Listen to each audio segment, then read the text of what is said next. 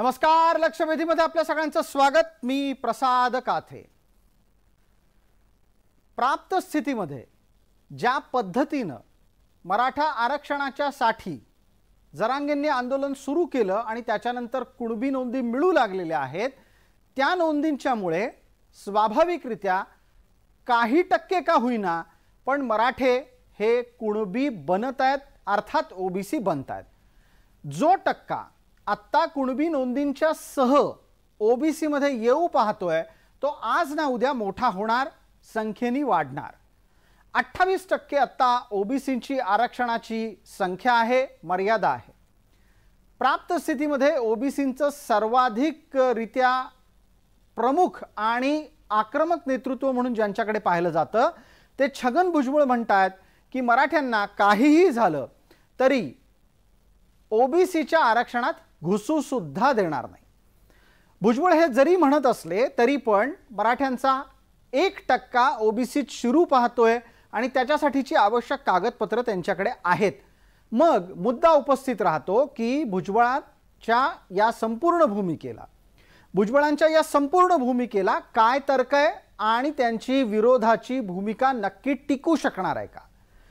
आज कुणबी प्रमाणपत्र मिळालेल्या मराठ्यांना ओबीसीत येण्यापासून रोखणं हे तसं पाहायला गेलं तर शक्य नाही। मग कायदा बाह्य पद्धतीने मराठ्यांना रोखण्यासाठी कुठले प्रयत्न होऊ शकतील अशी शक्यता यातून बाहेर येते का? आणि भुजबळ जेव्हा सांगतात की मराठ्यांना काहीही झालं तरी ओबीसीत येऊ देणार नाही, तेव्हा त्यांची भूमिका नक्की कोणत्या मराठ्यांविषयी असते? ज्यांच्याकडे प्रमाणपत्र नाही ते, की सरसकट सगळे, की ते ज्यांना प्रमाणपत्र मिळालेलं आहे? या बातमीचा, या चर्चेचा इतरही अनेक पैलूंसह विचार करणं गरजेचं आहे, कारण समाजात या निमित्तानं सुद्धा विचारमंथन सुरू आहे। छगन भुजबळ ज्या वेळेला बोलतात तेव्हा त्याची प्रतिक्रिया निश्चित येत असते आणि म्हणूनच चर्चेतल्या मान्यवरांचा आपल्याला परिचय करून देण्यापूर्वी भुजबळ नक्की काय बोलले आहेत ते आपल्याला ऐकायला हवं। या चर्चेत ते आपण नोंदवून घेणार आहोत।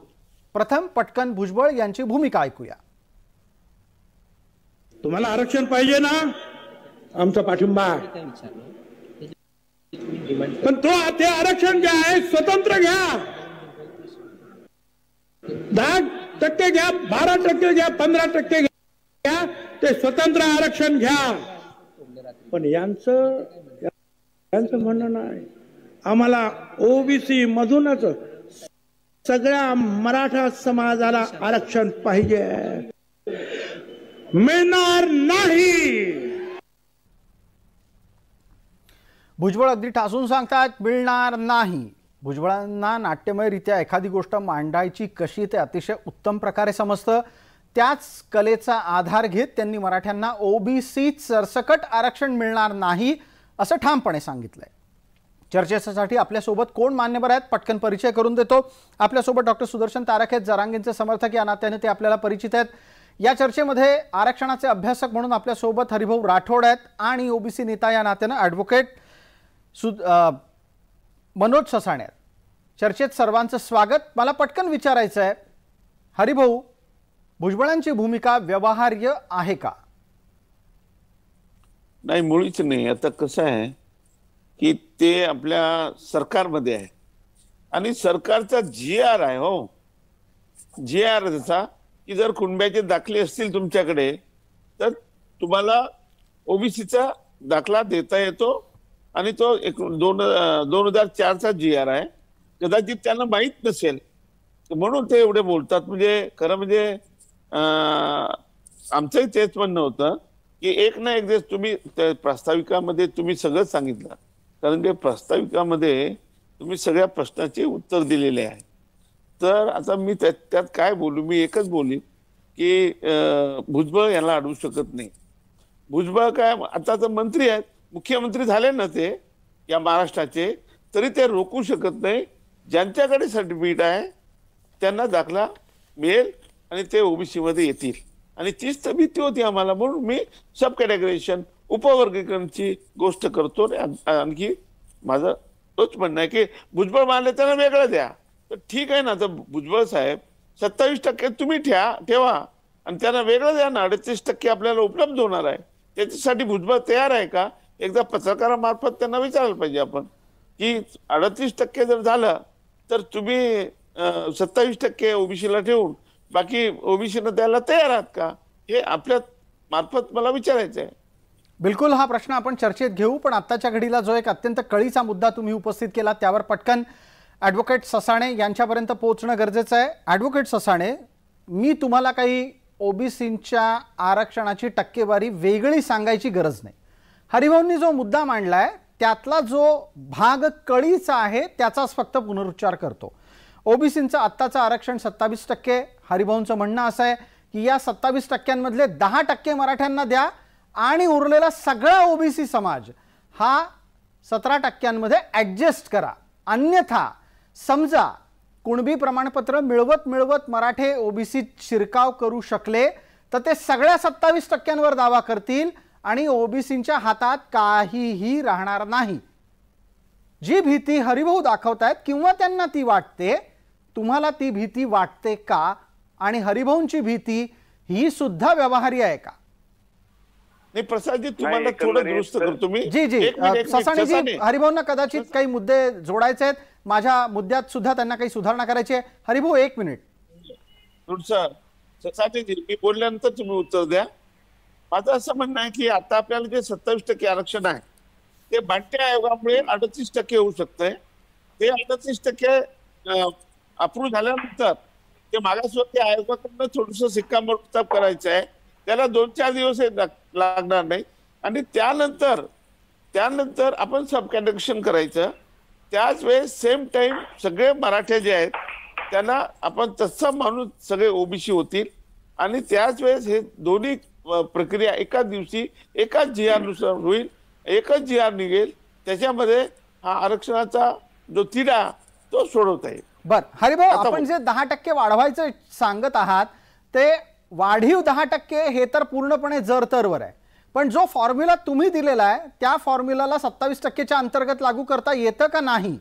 का 27%ला हात न लावता तुम्ही दिलेला फॉर्म्युला लागू करायचा आहे हरिभाऊ? मग थोडं 2-3%, 1-2% कमी होतील, काही फरक पडत नाही. हॅलो जी, मग ते 1-2% कमी होतील आपण 27च बायफर्केशन केलं तर. परंतु आपल्याला 100% मी तुम्हाला सांगतो, खात्रीने सांगतो, आपल्याला सर्वोच्च न्यायालयाचा निर्णय आहे त्यामुळे आपल्याला आपली एम्पिरिकल डाटा मिळालेला आहे आपल्याला, त्याच्यामुळे आपण ते देऊ शकतो. मी सुप्रीम कोर्टाचा हवाला देऊन सांगतो. ठीक आहे, मला आता पटकन तुमच्या मुद्द्यांचा प्रतिवाद ऐकायचा आहे ॲडव्होकेट ससाणे यांच्याकडून. मंगेशजी, आपण बोलायला सुरुवात करणार आहात, आपल्यासाठी मी 1.5 मिनिटाचा वेळ ठेवलाय. प्रसादजी, मुळात याच्यामध्ये आता 2-3 मुद्दे निघाले. सर्वात महत्वाचं म्हणजे हरिभाऊ जे सांगतात ते की 27% मध्ये 10% घ्या आणि ओबीसीना सरसकट द्या. तर सर्वात प्रथम याच्यामध्ये जर ओबीसी कोणत्याही समाजाला व्हायचंय तर त्याला राज्य मागास वर्ग आयोगाचा अनुकूल अहवाल लागतो, जो गायकवाड आयोगाने दिला होता. सामाजिक आणि शैक्षणिक मागासले पण सिद्ध झालं, ते सुप्रीम कोर्टाने फेटाळलं. मग सुप्रीम कोर्टाने 50%च्या वरती आहे म्हणून फेटाळलं नाही, तर सुप्रीम कोर्टाच्या जयश्री पाटीलच्या निकालाचा पॅरा क्रमांक 306 ते 327 हे हरिभाऊंनी पण वाचावा, आमच्या तारक साहेबांनी पण वाचावा, जरांगेंनी पण वाचावा आणि मग त्याच्यामध्ये बघावं की मराठा समाज सामाजिक मागासला आहे का नाही. कोर्टाने एकदम डिटेल किती आमदार झाले, किती मुख्यमंत्री झाले, सहकार क्षेत्रात किती प्रतिनिधित्व आहे, IAS, IFS, IPS किती आहेत हे सगळं दिलं. त्यामुळं ओबीसी होणं एवढी सोपी कसोटी नाही. ठीक आहे ॲडव्होकेट ससाणे, थोडंसं आपण इतिहासाच्या पुनरावृत्तीला टाळलं तर बरं होईल. आत्ताच्या घडीला हरिभाऊंचा जो काही मुद्दा उपस्थित होतो तो आहे राज्य सरकारच्या खांद्यावरच्या जबाबदारीचा. हरिभाऊ वारंवार या मुद्द्याला घेऊन पुढे येत असतात की मराठ्यांना ओबीसी करून टाका आणि त्यांना आहे त्या ओबीसी मध्ये समाविष्ट करा.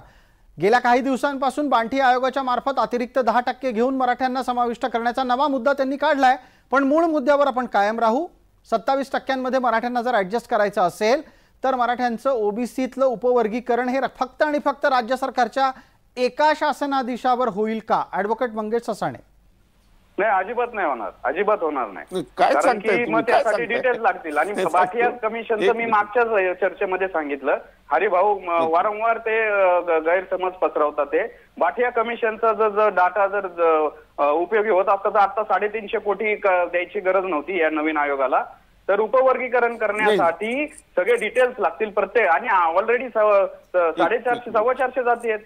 कोण कुठला ओबीसीची समाज म्हणेल की नाही आमचं कमी करा? आणि भुजबळच म्हणत नाहीयेत एकटे, मुख्यमंत्र्यांची तीच भूमिका आहे, अजित पवारांची तीच भूमिका आहे, देवेंद्र फडणवीसांची तीच भूमिका आहे, कोणत्याही समाजाचा कमी न करता वेगळं द्या म्हणून. मग हे हरिभाऊंचं जे आता जे चालू आहे ते हरिभाऊंचं त्यांचे काय ते खयाली पुलाव ते आहेत, ते काय शक्य होणार नाहीयेत. जे आता जसं 2018ला दिलं होतं तसं जर वेगळं देत असेल आणि ते टिकत असेल तर त्याबाबत विचार करता येऊ शकतो. पण ओबीसीचं आरक्षण कमी व्हायला ओबीसीचा विरोध राहणार आहे. बरं हरिभाऊ, आपलं उत्तर एका मिनिटासाठी, त्यानंतर डॉक्टर तारक यांच्यासाठी माझा पुढचा मुद्दा तयार आहे. पहिली गोष्ट तर ते काय म्हणले उपवर्गीकरण करणं शक्य नाही. तुम्हाला सांगतो की सुप्रीम कोर्टाचा सुद्धा सुप्रीम कोर्टाचाच आदेश आहे. म्हणजे आपल्या इंदिरा साहनीमध्ये म्हटलं आहे की जर एखाद्या राज्य सरकारने जे 27% आरक्षणचं उपवर्गीकरण केलं, सब कॅटेगरीशन केलं, तर that will be constitutionally valid. त्यांनीच म्हटलं yes that will be valid. आणि त्याच्यात त्यांनी उदाहरण दिलं होतं, धनगर समाज वडर समाज आणि सोनार समाज एकत्र तुम्ही ठेवले आहेत, त्यांना वेगळं केलं तर सगळ्यांना न्याय मिळेल. दुसरं, 1994 साली जेव्हा मंडल आयोग लागू झाला तेव्हा बंजारी वाद होता. शिवाय धनगर समाज सुधाकर नाईकांनी 4%चं 6% केलं होतं.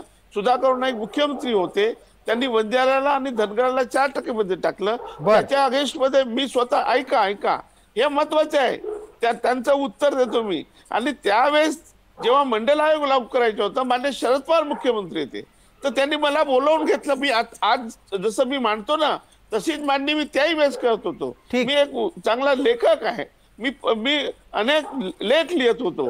मी सांगत होतो की याचं सब कॅटेगरीशन करा, याचं वेगळं द्या, भटक्यांना वेगळं द्या, विमुक्तांना वेगळं, धनगराला वेगळं आणि बंजाराला वेगळं.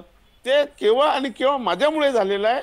आणि माननीय शरद पवार साहेबांनी मला बोलवून घेतलं आणि त्यावेळेस ते सुचवलं होतं मी, आणि आताही तेच सुचवतो. ठीक आहे हरिभाऊ, एकेकाळी हरिभाऊ तुम्ही आमच्याच व्यवसायात होतात, आज तुम्ही राजकारणी झालेला आहात, आरक्षणाचा अभ्यासकही आहात. मला मुद्द्याला पुढे नेणं गरजेचं आहे. मला पटकन आता तारक यांच्यापर्यंत पोहोचायचं आहे. तारक, इथे एक जो फॉर्म्युला आला आहे तो आहे 27 मधला 1% काढून मराठ्यांना द्यायचा आणि मराठ्यांना ऍडजस्ट करायचं ओबीसी मध्ये. माझा मुद्दा तुमच्यासाठी वेगळा आहे. तुमचं मूळचं आंदोलन हे 16% आरक्षण घेतल्यानंतर सुरू झालेलं आहे.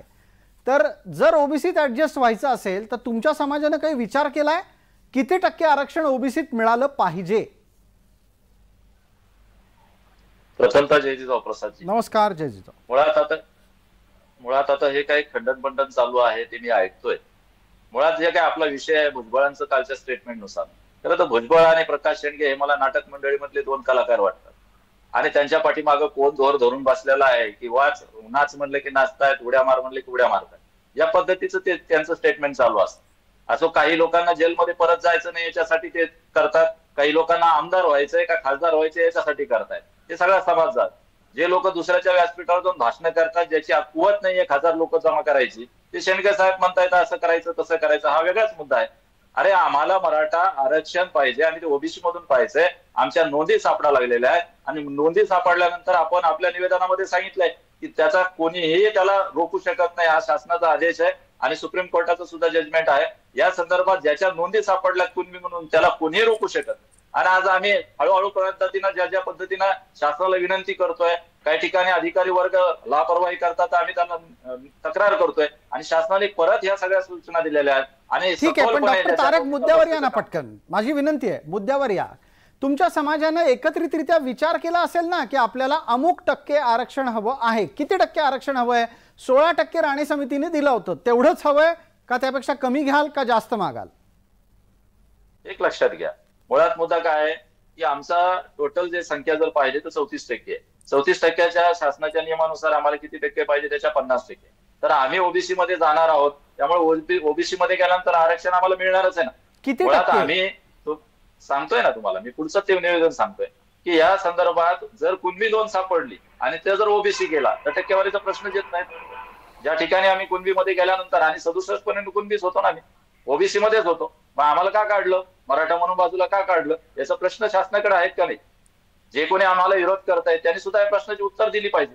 उगाच टाळ्या वाजवण्यासाठी भाषण केलं हे योग्य नाही ना, त्याला शासकीय ठीक आधार आहे पाहिजे. डॉक्टर तारक, पण अद्यापही तुमच्याकडून टक्का कळत नाहीये. तुम्ही टक्का सांगाल का? मला पुढचे प्रश्न इतरांना विचारायचे. एक लक्षात घ्या प्रसादजी, मी परत सांगतोय, याच्यामध्ये आमची कायदेशीर जे काही टीम आहे, लिगल टीम, त्याच्यामध्ये आता आम्ही विचार विनिमय करतोय आणि जे काय आमचा समाज आहे सुप्रीम कोर्टाच्या आदेशाने जेवढं आरक्षण असतं त्याच्या 50% आरक्षण त्या समाजाची मागणी असेल त्याला मिळत असतं. तर आम्हाला किती टक्के आरक्षण मिळते यात आपण जाणकार आहात. किती टक्के आमचा समाज आहे? 34% आहे. तर मग त्याच्या 17% आम्हाला आरक्षण मिळालं पाहिजे, ते ओबीसी मध्ये मिळालं पाहिजे. पास, आत्ता उत्तर सापडलं. धन्यवाद. या उत्तराला आपण टिकून राहू, चर्चेला पुढे नेऊ. आपल्या सोबत मंगेश ससाणे आहेत आणि हरिभाऊ पण आहेत. हरिभाऊंपर्यंत जाण्यापूर्वी पटकन ॲडव्होकेट ससाणे आपण उत्तर देऊन टाका 1 मिनिटात. मराठे म्हणतायत की ते आत्ताच्या घडीला 17% आरक्षण घेण्याच्यासाठी प्राप्त स्थितीत सक्षम आहेत, म्हणजे त्यांची तेवढी लोकसंख्या आहे. यावरचं उत्तर काय? आता यावर उत्तर खरं काय द्यावं, म्हणजे मागणी तर मग 17 काय अख्ख्या 27% पण करू शकतात. कारण की काय जरांगे साहेबांचं आता ते सरकार एवढं झुकतंय, त्यामुळे 17% आणि ओबीसीचे 54%, 60% त्यांनी कुठे जावं? मग त्यांना 30% वेगळं साहेब, सरकार झुकत नाहीये. मग 30% जर 58 ते 60% ओबीसी समाज आहे तर मग त्यांना तुमच्या हिशोबाने मग 30% वेगळं द्यायचं आणि मग 17% मराठा समाजाला द्यायचं, म्हणजे 47% ओबीसीला आरक्षण करून घेऊ आपण. हे खरं असं आहे ना की याच्यामध्ये कसं असतं, जेवढा तिथं ते जेवढं आपल्याला वाढलंय त्याच्यामध्ये कुणी किती कसं हे सगळ्यांनी समजून उमजून केलं पाहिजे. असं जर 8 तास आणि सर्वात महत्वाचं म्हणजे आरक्षण मिळायचं तो पहिल्यांदा तर ओबीसी आयोगातर्फे सामाजिक शैक्षणिक मागासले पण सिद्ध झालं पाहिजे आणि ते कोर्टात टिकलं पाहिजे. हा एक विषय येतो. माझं एक याच्यातलं म्हणणं आहे की जे सवर्ण समाज आहे त्या सवर्ण समाजासाठी मोदी आणि शहांनी जी 103वी घटना दुरुस्त केली आणि जसं हे 15/4 आणि 16/4 आरक्षण आहे तसंच 15/6 आणि 16/6 केलं. ईडब्ल्यूएस पासून का लांब पळतात ते दरांगे? मराठा समाजासाठी एकदम सेक्युअर आरक्षण ईडब्ल्यूएस आहे, ते सोडून ओबीसीच्या 450 450 जातीमध्ये यायचा हक्क काय? आम्ही कशाला ईडब्ल्यूएस कडे जाऊ? आम्ही 67 पर्यंत ओबीसी मध्ये होतो मराठा समाज, मग ईडब्ल्यूएस आम्हाला का परत परत गाजर दाखवताय तुम्ही? ससाणे याचं उत्तर आपण 67 जे म्हणताय तर 1955 सालच्या कालेलकर आयोगाच्या लिस्ट मध्ये पण मराठा समाज नाहीये, तिथं कुणबी आहेत. त्यानंतर 1967च्या बीडी देशमुख कमिटीची जी लिस्ट आहे त्याच्यामध्ये पण मराठा समाज नाहीये. हा खूप गैरसमज आणि या गैरसमजामुळं एक वेगळीच अशा मराठा समाजाच्या मुलांना किंवा विद्यार्थ्यांना मला वाटतं नाही ना, सांगा ना तुम्ही. 1800 गैरसमज पसरू नका. मंडल आयोगामध्ये पण नाहीये. उत्तर देतोय. आता हे सगळे आंदोलन कशासाठी? 1881च्या जनगणनेनुसार इंग्रजांनी केलेल्यानुसार मराठवाड्यात किती पर्सेंटेज, समथिंग 14 पॉईंट, मला वाटतं राठोड साहेबांना जास्त माहिती आहे, तेवढा जर कुणबी समाज होता तर सगळा कुणबी दाखवलाय. मग कुणबी समाजात नंतर कुणबी कुठे गेला मग मराठा कसं काय आला? बरं, चर्चेला एका वेगळ्या मुद्द्याच्या अनुषंगानं पुढे नेणं गरजेचं होतं. मला मंगेश ससाणेजी आपल्याकडून थेट या मुद्द्याचं उत्तर आलं नाही. एक छोटी संधी 30 सेकंदासाठी फक्त पटकन देतो. 17% आरक्षण मागण्या इतपत महाराष्ट्रात मराठे आहेत का, त्याच्यावर बोला.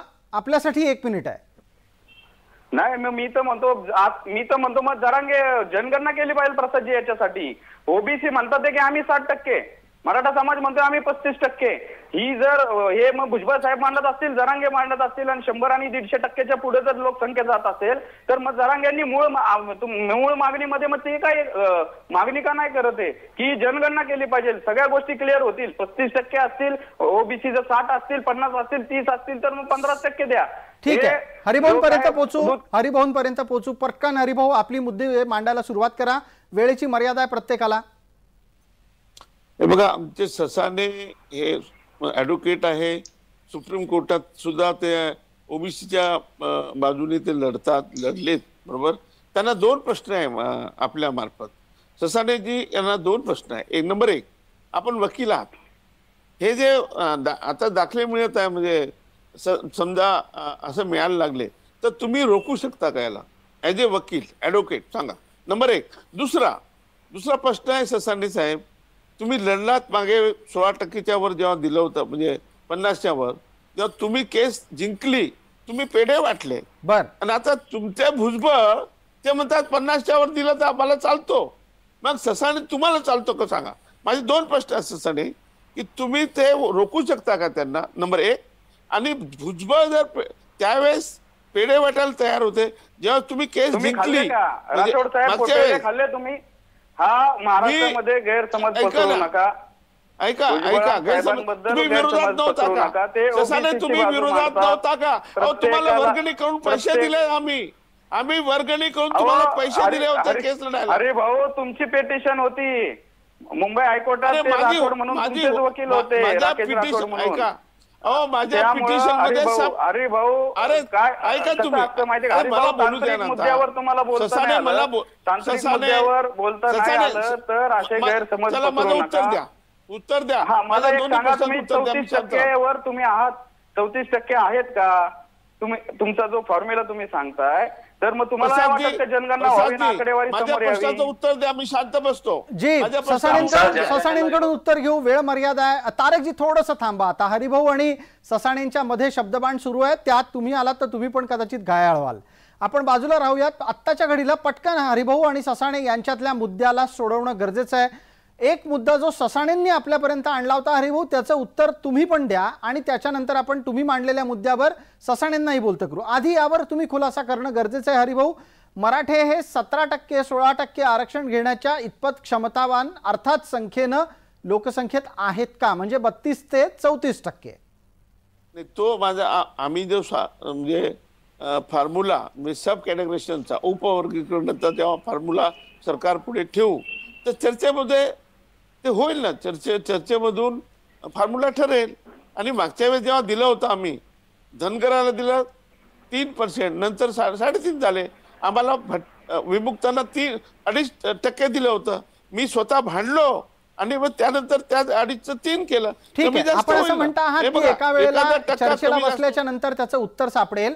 आणखीन एक मुद्दा आहे ज्याच्यावर तुम्हीच बोलणं हरिभाऊ गरजेचं आहे. पटकन त्यावरही 30 सेकंदात व्यक्त व्हा की मराठ्यांना तर 17% आरक्षण हवंय आणि तुम्ही तुमच्या समीकरणामध्ये किंवा तुम्ही तुमच्या फॉर्म्युलामध्ये 10%च्या वर द्यायला तयार नाही.